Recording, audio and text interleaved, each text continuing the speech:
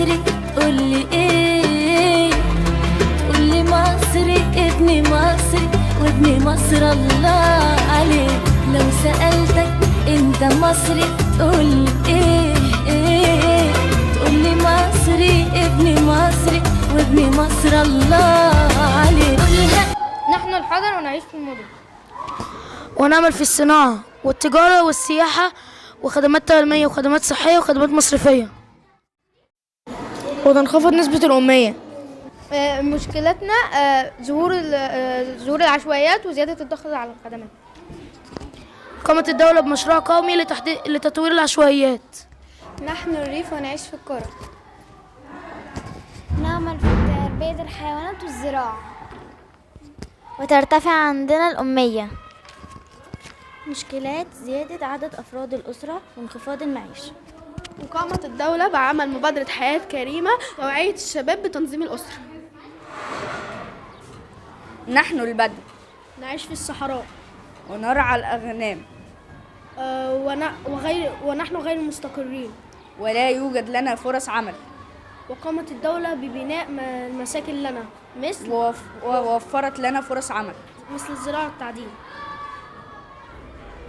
نحن الحضر نعيش في المدن ونعمل في التجارة والصناعة والسياحة والتعليم والصحة.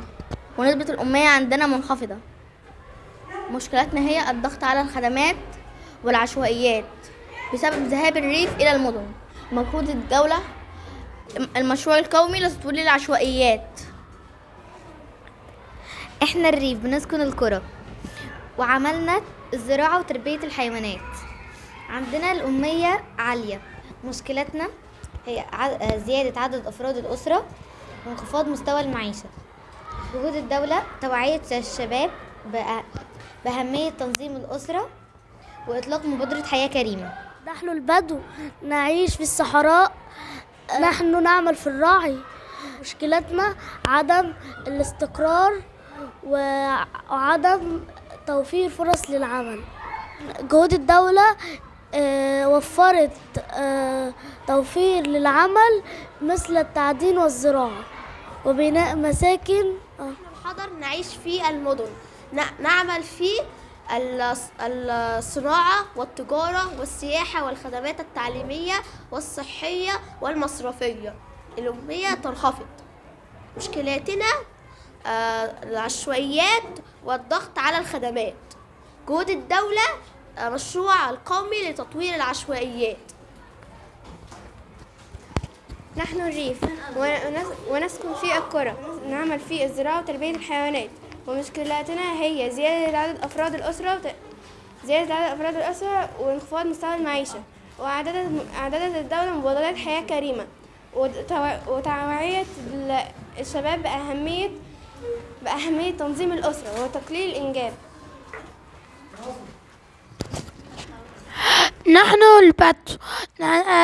نحن البدو نعيش في الصحاري ونعمل في الراعي. ومشكلتنا عدم الاستقرار وعدم وجود فرص عمل للشباب. جهود الدولة بناء مساكن وتوفير فرص عمل للشباب مثل الزراعة والتعدين. نحن الحضر نسكن المدن ونعمل في الصناعة والتجارة والسياحة والخدمات الصحية والمصرفية. الأمية عندنا منخفضة. مشكلتنا العشوائيات وضغط الخدمات بسبب هجرة الريف إلى المدن. وجهود الدولة المشروع القومي لتطوير العشوائيات. نحن الريف نسكن القرى ونعمل في الزراعة وتربية الحيوانات. الأمية عندنا مرتفعة. والمشكلات زيادة عدد أفراد الأسرة وانخفاض مستوى المعيشة. جهود الدولة توعية الشباب لتنظيم الأسرة وإطلاق مبادرة حياة كريمة. نحن البدو نسكن في الصحراء نعمل في مجال الراعي. الراعي.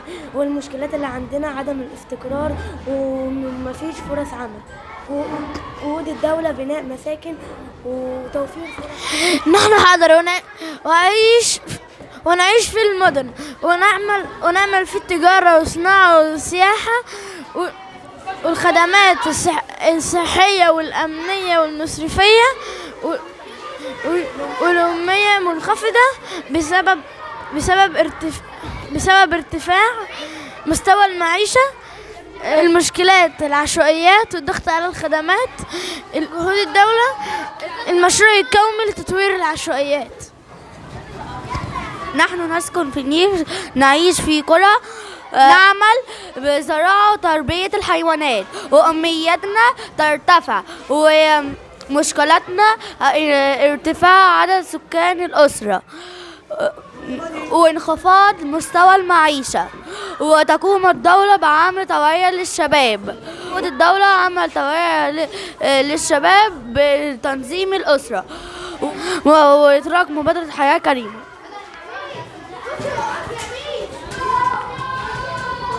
نحن البدو نسكن في الصحراء ونعمل في الرعي، ومشكلتنا عدم الاستقرار، عدم وجود فرص عمل، وجود الدولة بناء مساكن وتوفير فرص عمل مثل الزراعة والتعدين.